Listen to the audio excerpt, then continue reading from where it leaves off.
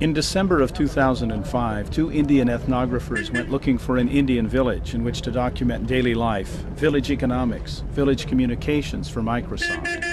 Ramanathan and Karuba were looking for an average village, one that was neither too small nor too large, not too well connected to urban centers, but not too isolated either. They selected Ariyapalayam, a village about 2 hours south of Bangalore.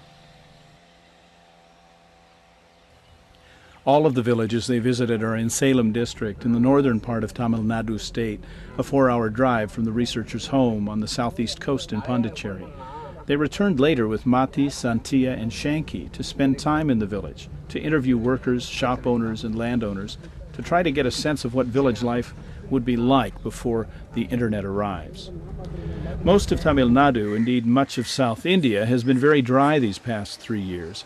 In the village, the old well is completely dry, and the tank or reservoir that used to be used to irrigate village fields is dry too.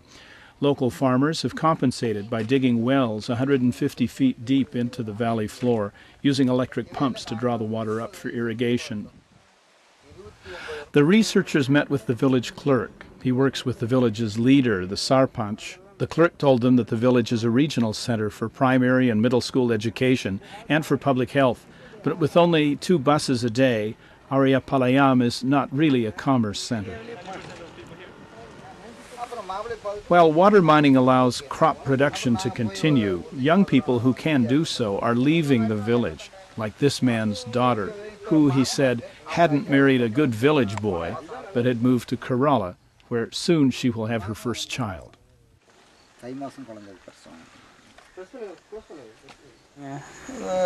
நெல்லு தாங்க கொஞ்சம் கடலை போட்டுருக்குங்க பாருங்க அந்த பக்கத்தில் கடலை கொஞ்சம் போட்டிருக்குது குச்சி கொஞ்சம் வச்சிருக்குது அப்புறம் கனகாமரம் ஒரு 50 சென்ட் வச்சிருக்குதுங்களேன் அப்புறம் நெல் தான் கொஞ்சம் நட்டுருக்குது நெல் வருஷம் ஃபுல்லாக இதே இருக்கலாம் மாற்றி மாற்றி போட்டு நெல் தான் போட முடியுங்க தண்ணி பற்றாக்குறையாக இருக்குது இங்கெல்லாம் கிழக்க இந்த பக்கம் கொஞ்சம் பரவாயில்ல கிழக்க இங்கெல்லாம் தண்ணி இங்கே இதே 100ல் ஒரு 10 கிணறு தான் பயிர் இந்த மாதிரி பார்க்கலாம் பச்சை அப்புறம் எல்லாம் சும்மா கரம்பா தான் கிடக்குது.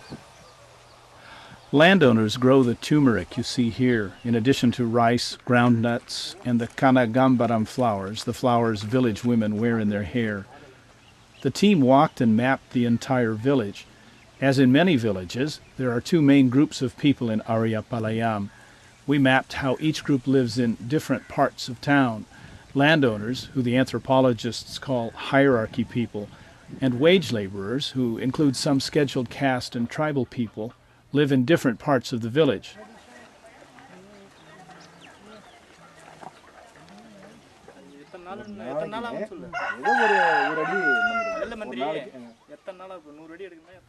This group of well diggers, boyers, will use their hoists and the iron buckets that they have stored away in their cow sheds to dig another well, a deeper well, later this year for another landowner.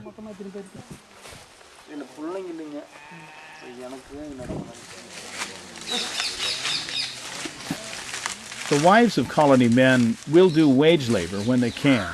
Corn shucking earns them between 40 and 50 Indian rupees each day. That amounts to about $1 a day. But the work is seasonal, and it can't be counted on alone to feed a family. Woodcutting employs some colony men, some of the time, for just a bit more than $1 a day.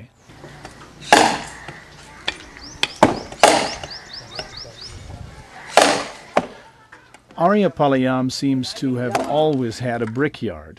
The operator of this one actually has a bachelor's degree in agricultural economics, but he was unable to find a suitable position, so he operates his father's brickyard.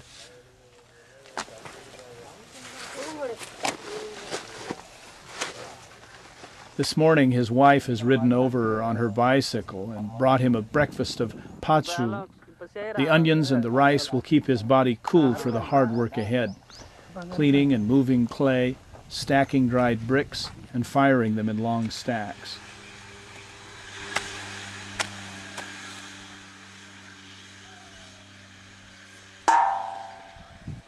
His helpers are semi-skilled people. They work pretty much all year round, and they can earn a bit more than the seasonal agricultural laborers. The brickyard owner said that he wants a better life for his children. His brick-making business just manages to keep the family going.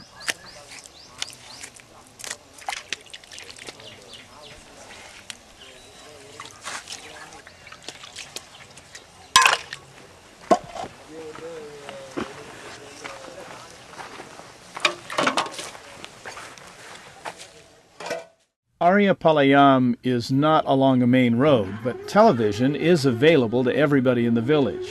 Most use cable, some even use satellite television. A clothing shop in Atur, the nearest market town, sent this advertising rickshaw to Ariyapalayam. Pongal, the harvest festival, is coming soon, and people are expected to buy new clothes, Pongal gifts for their younger relatives.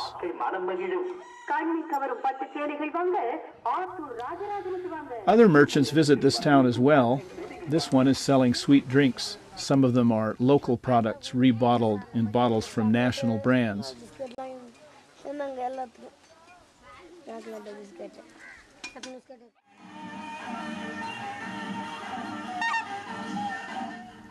Other vendors include this bicycle vendor who's selling sweets, mitai, to village children.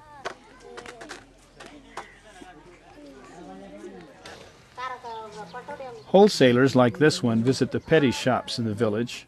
There are 4 general stores, 2 with tea shops attached, and they all rely on wholesalers for breads and other packaged goods. The wholesaler takes payments every 10 days or so.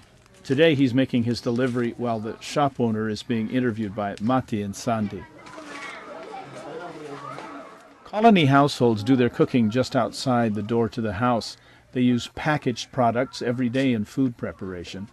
But the center of the meal is being prepared from local pulses like this kalapurpa, ground by hand in a mortar to make vrai. The vermicelli you see broken up here is a packaged product bought from one of the village petty shops.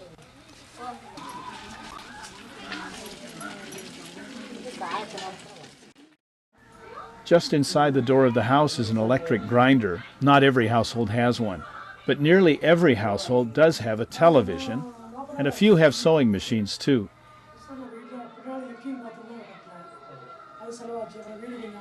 It's possible that you might find this same coconut grater in upper middle class homes in Bangalore, and you'd see it used in the same way too, braced against a foot to remove the coconut meat. The average colony household like this one earns something less than $25 or $30 a month. Colony men and women always welcomed Mati and Santi by insisting they sit on chairs when they came to talk to household members. While furnishings are simple, every house is decorated with images of family, with pictures of important national figures, and with pictures of important gods. All of these images, and the television too, link colony households to wider South Indian systems of meaning and identity. Agricultural tools mark this as a South Indian rural family, a family that starts its day as early as 6 o'clock with fieldwork for adults. And when there is time, women and girls will refresh the chalk column designs just outside their houses, just as town dwellers do throughout South India. But Ariyapalayam is not Mumbai or Bangalore. Remember that this is how most people in India make their way in the world. There is money only for a few consumer goods, like washing powder or these seasonings. This is a nation of villages, where members of joint families share small homes and still make many of the necessities of daily life by themselves. Both men and women work on household craft production, making matting or boxes or brooms at home.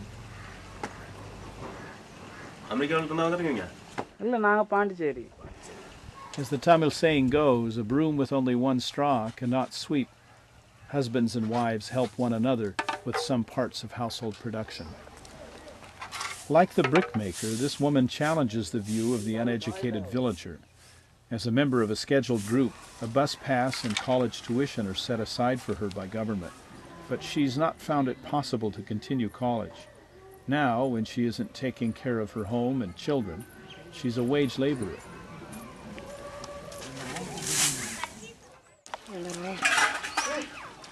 Daily life includes fetching water, In all of village India, and much of urban India too, water is available in community taps. The sound of morning in Ariyapalayam, sweeping, children bathing, mothers talking with daughters while braiding their hair for school. Later, household chores may include plastering the floor. Cow dung keeps insects out.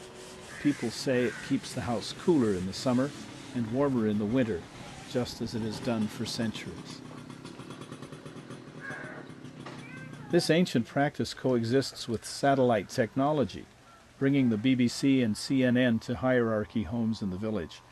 Landowners may share a satellite connection.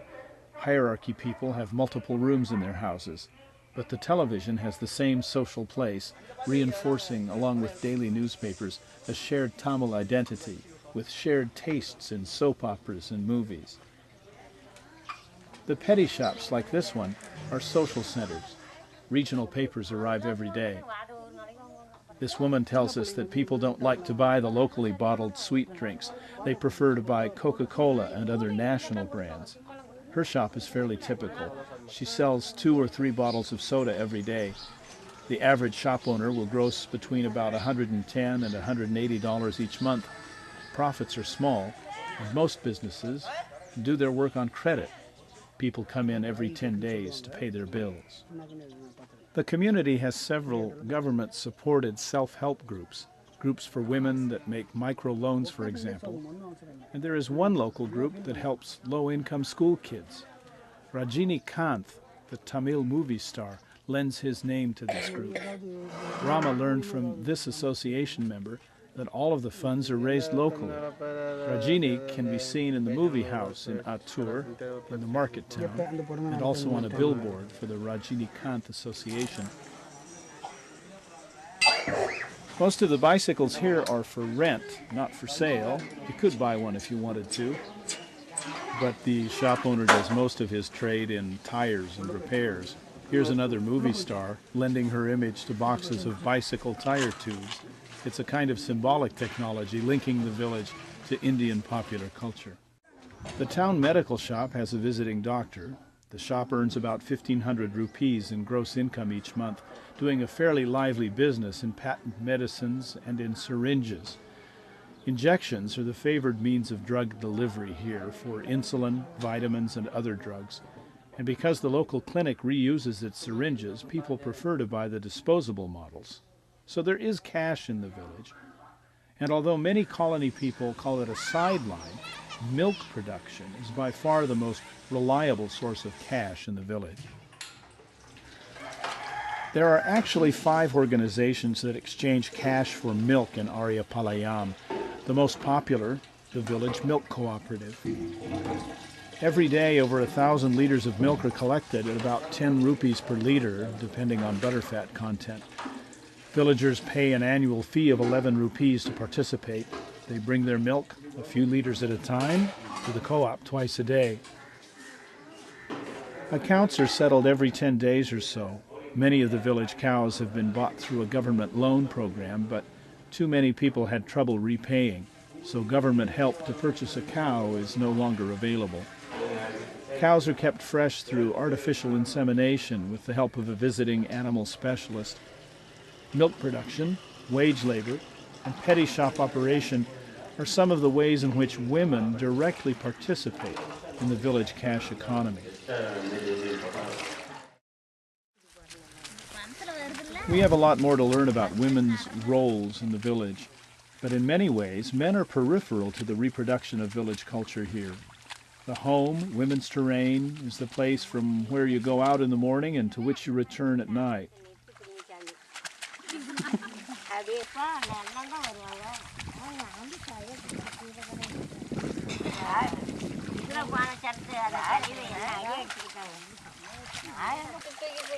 The fields are the periphery. The grinding stone that accompanies a bride on the platform of her marriage ceremony is kept in the house, the key symbol of reproduction that domesticates agricultural products, products that involve a great deal of labor from colony women. Hierarchy people own the land.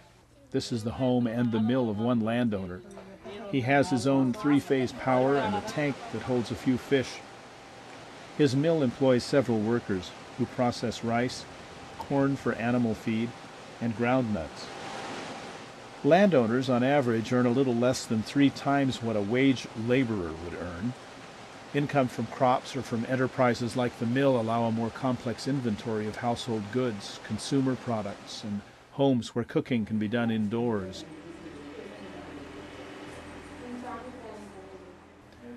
This kitchen wall belongs to a couple who are preparing for a government examination. The wall is covered with their study notes, and like many hierarchy families, they have a landline telephone. This elementary school and the secondary school both have phones, but no televisions. The new private elementary school has neither phone nor television.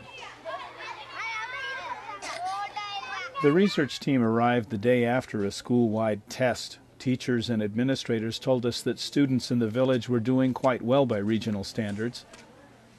Everyone in school wears a school uniform, and students bring slates to class, but paper is used for tests.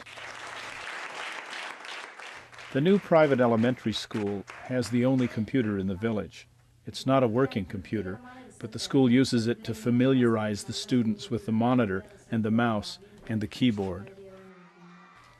Neither the private school nor the government schools have toilets.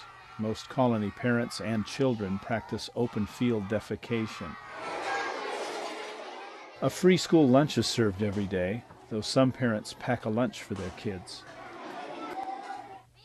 In India, support for free universal primary education, school lunches, health centers, and women's self-help organizations are part of a deeply rooted tradition of sharing. For Tamil people, charity creates a legacy that lives long after a person leaves this present life. Sharing resources with family, community, and visitors, however scarce those resources might be, are a way of life in Ariyapalayam. Ariyapalayam welcomes new technology as it does any newcomer. For new tools to take hold, they'll have to be important to the children of landowners. They are the ones most likely to remain here. And for everyone, appropriate agricultural technology, better health care, better incomes, better village infrastructure, and maybe a cricket bat or two will be the most welcome of all.